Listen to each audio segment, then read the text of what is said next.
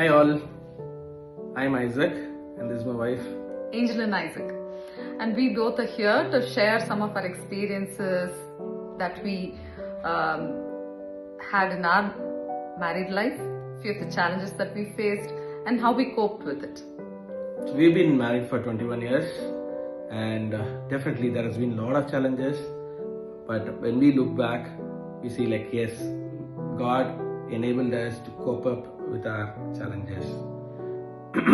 To begin with, as we all have common challenges about finance.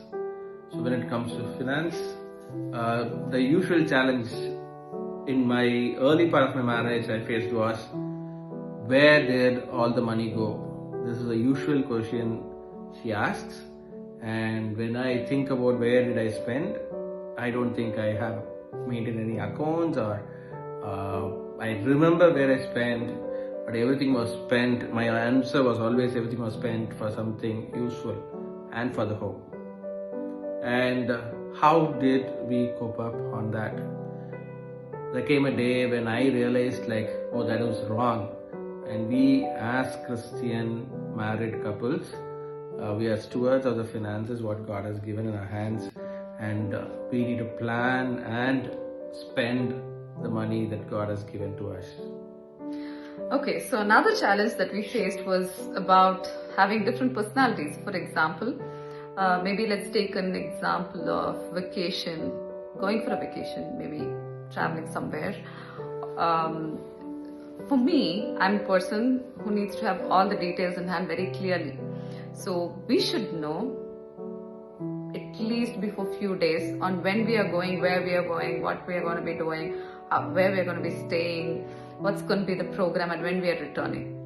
And Isaac is a person who just can do things impromptu. So he just woke up on a Saturday morning, and there was a lot of guests also at home, and he told to entire family and to our relatives that all of us, let's get ready and just go somewhere, right? So that was a huge shock for me and even for my family members who were there. But how we coped, I understood that adventure looked good. So even though I was basically wired to plan every single detail of what's going to happen and then approach the day, I learned from him, and now in these 21 years, I am very, very flexible towards accepting any sudden changes in the schedule or sudden changes that Isaac brings in any of the planned activities that we have, and rather I'm just enjoying it as we are going along. One more conflict I can think of, or one more challenge I can think of, is about a simple thing that in my perception that looks very simple might look very complicated for her. For example, to say making a biryani for 20 people who visits our home might look very, very simple for me, but for her, making a biryani or even cooking something for 20 of them, it might look very complicated. So as a person, I love cooking, and not only I love cooking, be it anything, okay, it's just simple, okay, let's do it. But she, I think on the other side, she wants to plan, prepare, and everything has to be perfect, and it's not that easy doing things. So things, maybe it looks complicated. So when things that look simple for me looks complicated, there's always a conflict, or it becomes a bigger challenge. So I'll say always, okay, today no biryani, let's get it from a shop, or Swiggy it, or Zomato is there. I think sometimes we can always say no, I think what I feel is right or what she feels right, but we as two different individuals, you can always say I agree to disagree on this point, but that doesn't stop us from moving forward on to the next thing. So since he started an example for the simple and complicated with food, let's come to food also. Food, right? It is just a very, I would say, simple part of life, which can also become the most complex thing in families. right? The way we approach to food. Personally, how we eat, what we eat every day, right? So Isaac loves idli, and basically I hate idli. And whenever there was idli at home, before my marriage at home, I used to skip my breakfast. And when I came into this family, I thought that idli was a special food for them. I was so surprised. It took a long time for me to adjust and understand how on earth somebody could appreciate some food that I did not like at all, right? And there was biryani that Isaac likes a lot, but I'm not a biryani person. For me, biryani is maybe like once in a while in a big celebration, we can just have it, but it's not a every Sunday thing that I can handle it, right? So food is just a preference. But I truly believe food can create big conflicts in families. That could be families where everyday breakfast is the same. That could be families where they will want variety of breakfast. That could be someone who's very comfortable in heating up something from the fridge and eating, and there could be another person in the family who might say, no, we should not be storing food. We should be freshly making food and eating food. Or there could be someone who's comfortable every day, or at least often buying from outside. That could be another person saying, no, the way is to we should cook and we should eat, right? Food looks to be a very simple thing, but I truly believe that there has been big conflicts, big fights also that happen because of food. So for this, I would say, once again, we'll have to remember that we are two separate individuals coming together and creating a family. And before our wedding day, right, for multiple years we have lived in different families with different cultural backgrounds. So once we start understanding that each family have different cultural practices, even with respect to food, or it could be finance that we discussed earlier, how we approach different things in each of the families could be very, very different, right? So how do we cope with these different ways that we have been brought up? For sure, I believe God has kept us in families and given us experiences, created a personality in one way for a particular reason. But He also brings a spouse with a different culture and brings us together to build a family where we will be able to take the best of us and take the best of the spouse's family's culture also, and bring together and build our Christian home based on that, right? And especially we should be able to differentiate between what are the important things and what are the small things. For me, I would say finance is maybe of higher priority and food is of lower priority. So it would not be a big deal about sitting and fighting about food.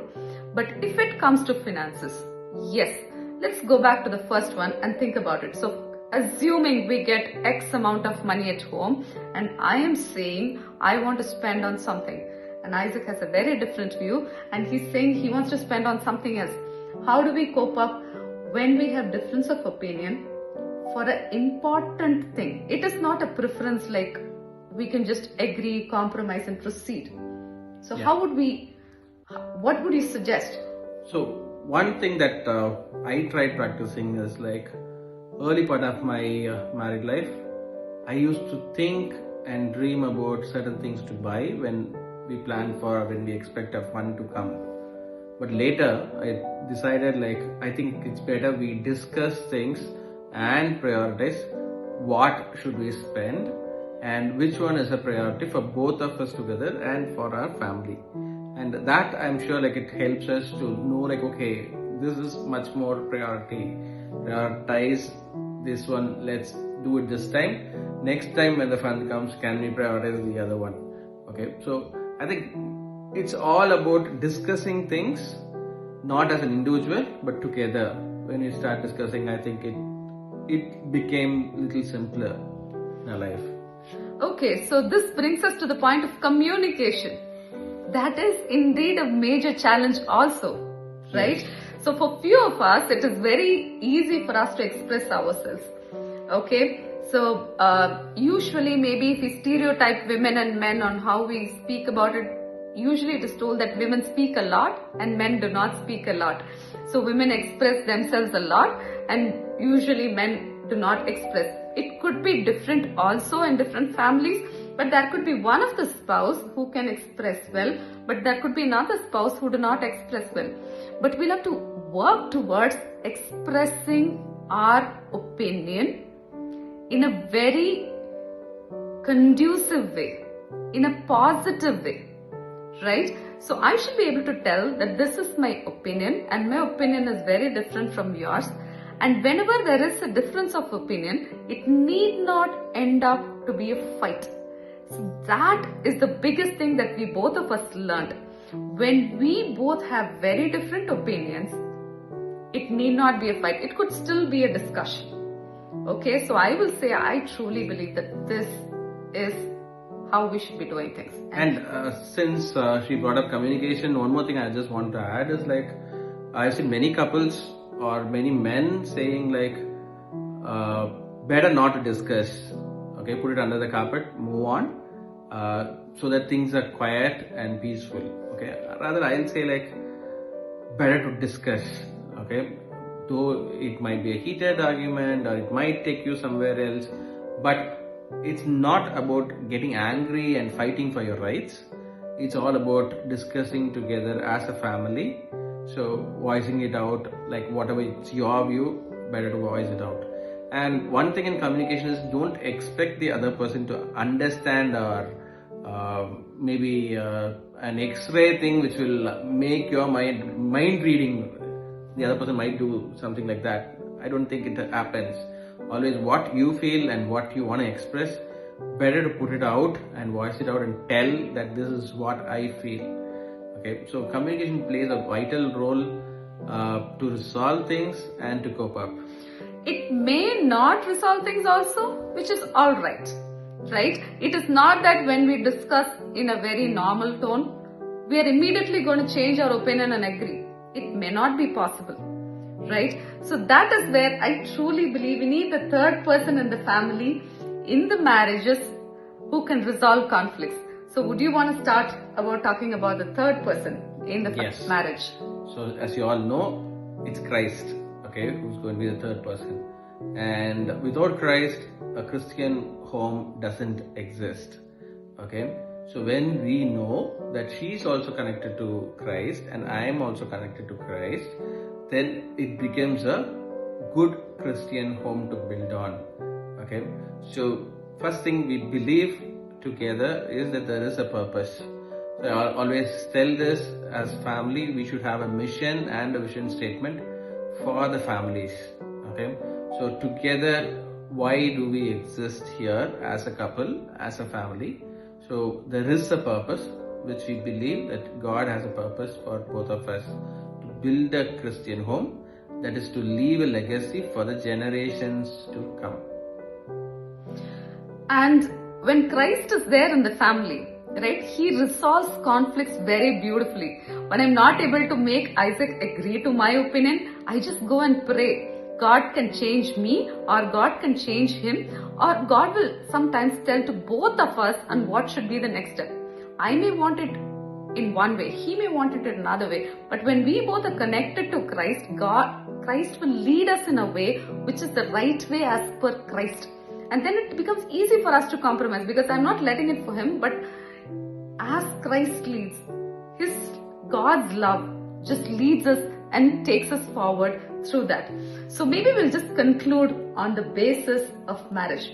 What is the most important thing in marriage? So when I started, I said like challenges are going to be there, okay.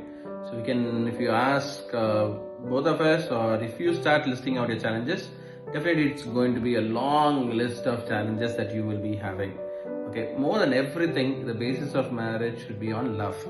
As we read in 1 Corinthians 13th chapter, it beautifully talks about love. One thing I always like in this chapter is like, though it talks about many things about love, love is patient, love is kind, it does not envy, it does not boast. Lot of things it keeps telling. One thing I always love is about it does not keep no record of wrongs. Okay, it keeps no record of wrongs. Do we have that kind of love in our families between couples? Okay, I think sometimes we have a long list of wrong things recorded better than long list of moments that we have cherished, moments that we have loved, moments that we would love to spend more. Okay, so if we stop doing that and if we really try implementing love between us, I think it sorts out many challenges. I don't think we'll call it as challenges, rather we'll call it as experiences that we have gone through. So whenever we look back, I always love telling this, like past experiences, past bitterness, past challenges are like looking into the rear view mirror rather than looking into the windshield. God has given a beautiful windshield, a bigger windshield, but many times we try driving our lives as couples looking just into the rear view mirror, which doesn't work. Okay, so rear view mirrors are there to just as references to look back, but a big beautiful windshield is there to look forward and drive through. Let Christ's love fill each of your married life.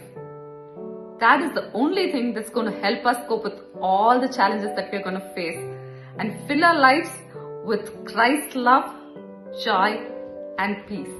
Let's enjoy wonderful married life that God has blessed us with.